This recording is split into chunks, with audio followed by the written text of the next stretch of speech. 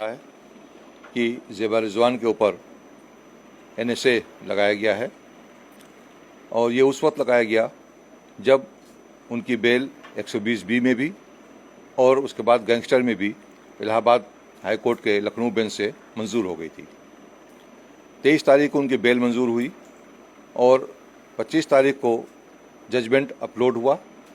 26 को वहाँ से वेरीफाइड कॉपी जजमेंट की आई। 27 को हमने बेल बॉन्ड दाखिल किया। वेरिफिकेशन के लिए कागज़ थाने पे गया।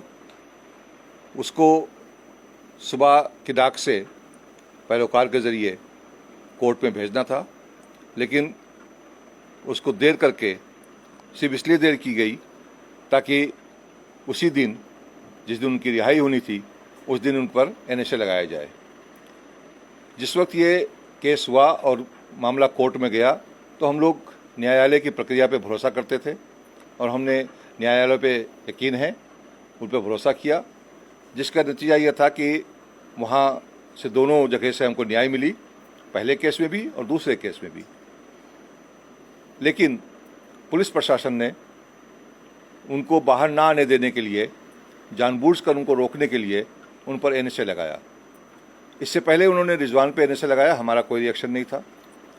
उन पर 14A की कार्रवाई हुई, कुर्की हुई, कोई रिएक्शन नहीं था, क्योंकि हम उस कार्रवाई को भी न्यायालय के जरिए लड़ेंगे।